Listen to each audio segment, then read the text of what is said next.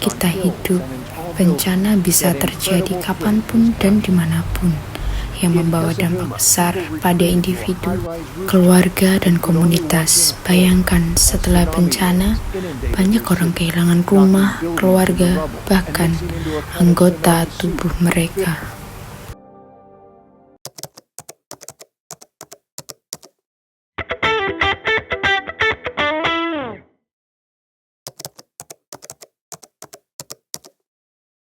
PFA atau yang disebut Psychological First Aid merupakan perawatan dasar yang berupa praktis, suportif, dan humanis yang digunakan untuk membantu orang yang mengalami tekanan pada saat terjadi bencana atau keadaan krisis.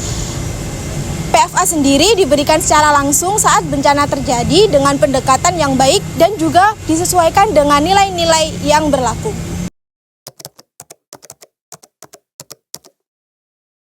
PFA dapat diberikan oleh siapa saja termasuk relawan atau anggota komunitas. Jadi bukan hanya diberikan oleh profesional kesehatan mental. PFA sendiri dibutuhkan bagi mereka yang mengalami tekanan akibat krisis. PFA juga memberikan ruang bagi korban untuk menceritakan pengalaman yang telah terjadi dengan baik dan juga tidak mengidentifikasi masalah secara mendalam. Karena PFA dapat memberikan bantuan jangka panjang seperti merasa aman, terhubung dengan orang lain, tenang, dan penuh harapan. PFA sendiri juga memberikan dukungan secara fisik, emosional, dan juga sosial. PFA sendiri juga memberikan dukungan untuk membantu diri sendiri, baik secara individu maupun komunitas. PFA ditujukan untuk membantu orang yang baru saja terpengaruh kejadian krisis. Anda dapat memberikan PFA di tempat lokasi yang aman, seperti tempat kejadian, pusat kesehatan, atau penampungan. PFA diberikan melalui 3 prinsip utama. Yang pertama, look, yaitu dilihat. Amati untuk memastikan keamanan, terutama bagi mereka yang membutuhkan makanan dan minuman. Yang kedua, listen, dengarkan, bangun komunikasi. Untuk mereka yang membutuhkan dukungan, tanyakan dengan tenang. Yang ketiga, link, jaringan, bantu korban menemukan layanan kebutuhan dasar dan memberikan juga informasi yang akurat.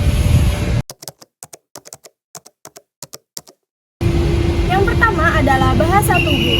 Gunakan bahasa tubuh yang sesuai, tidak harus memeluk atau memberikan bentuk secara fisik. Kemudian yang kedua adalah kontak mata, di mana kita harus mempertahankan kontak mata dengan baik.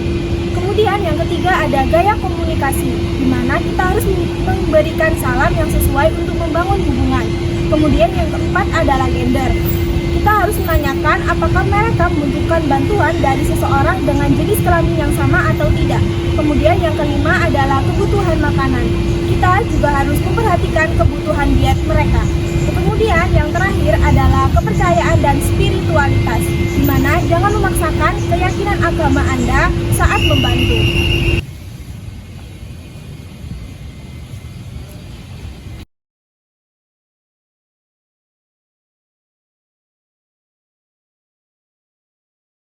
Elmi, ini untuk stok bahan makanan kita sebenarnya masih ada, namun untuk kebutuhan airnya sudah mulai berkurang, hanya tinggal beberapa dis saja. Nah, apakah kita bisa mendapatkan tambahan ya dari posko utama?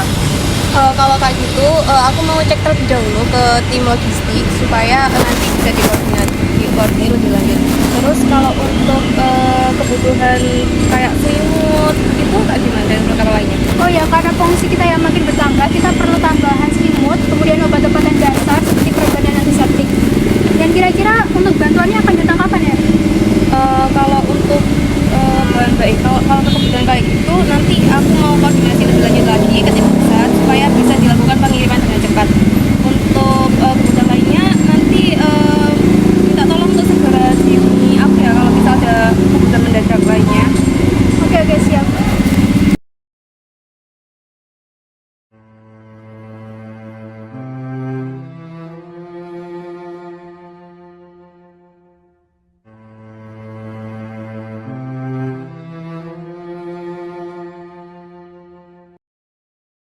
Aduh, sakit.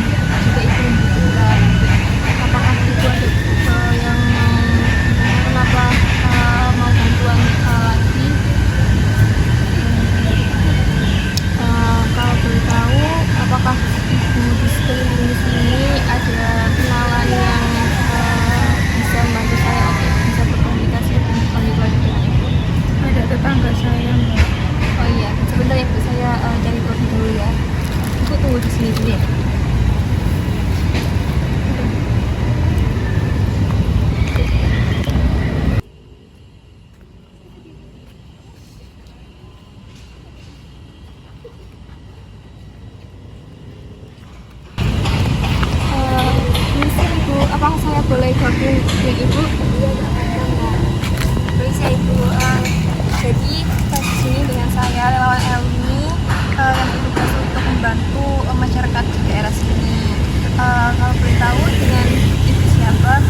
Saya Mbak Ibu Dewi. Nah, jadi saya dapat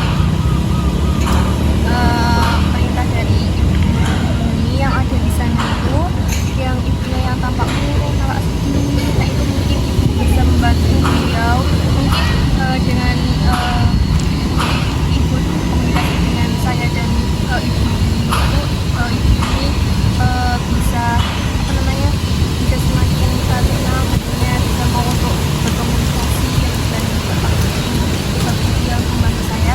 Iya boleh Mbak. Mari Ibu kita. Ayo Mbak. Terima kasih Ibu. Ya.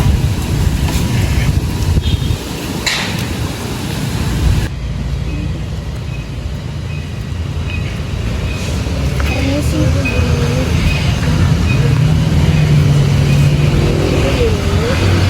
Di sini ada Mbak Elmi relawan yang akan membantu kita. Kita di sini cuma ingin mendengarkan apa yang Ibu rasakan. Jadi kami di sini itu Bu, relawan di sini itu ingin membantu Ibu khususnya dari masyarakat sekitar untuk dapat nyaman cara cerita bersama kami sebagai relawan seperti itu.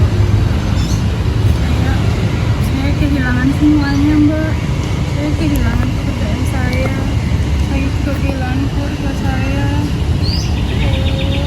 Ya, terima kasih ya Ibu sudah memberikan banyak. Jadi saya dan teman-teman relawan lainnya ya juga merasakan apa yang Ibu rasakan, apa yang masyarakat relawan rasakan.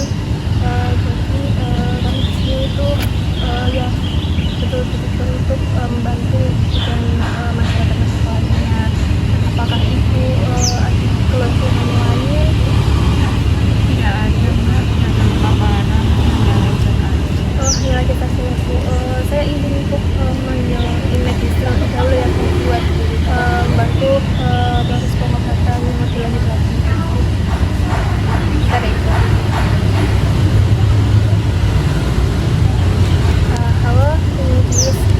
Boleh datang ke area sisi barat gedung evakuasi. Soalnya ada Bu ini yang meminta bantuan untuk proses pengobatan bagian kulit yang lecet. Iya, saya tunggu ya.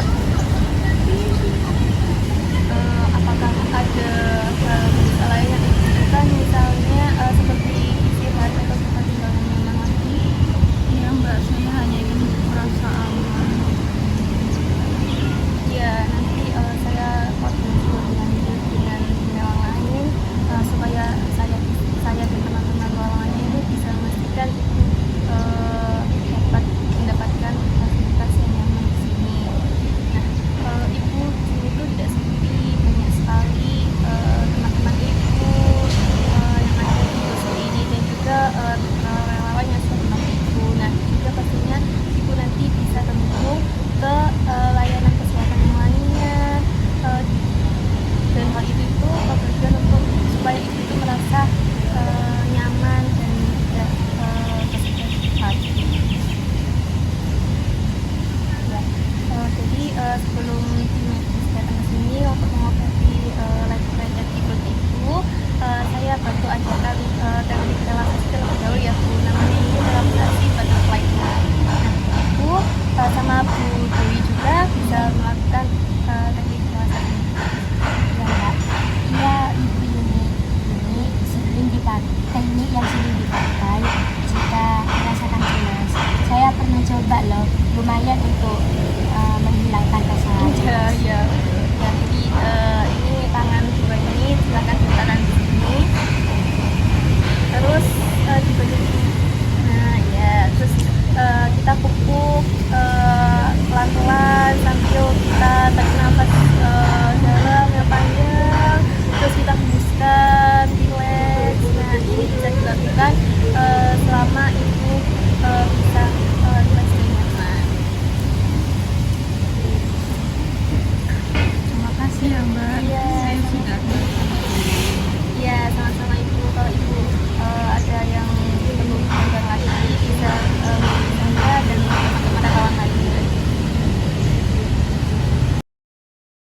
Dalam setiap bencana terdapat dampak yang tak hanya terlihat pada kerugian fisik tetapi juga pada luka batin yang dialami para penyintas. Melalui PFA, maka kita dapat memberikan dukungan pertama yang dibutuhkan untuk membantu mereka merasa aman, terhubung, dan kuat untuk menghadapi hari esok. Setiap tindakan kecil seperti mendengarkan dan memberi rasa aman dan menjadi pijakan awal bagi penyintas untuk kembali bangkit. Anda tidak perlu menjadi seorang profesional kesehatan mental untuk memberikan PFA. Yang dibutuhkan hanyalah kepekaan, perhatian, dan kesiapan untuk membantu. Bersama-sama, mari kita dapat meringankan beban mereka yang terdampak oleh krisis.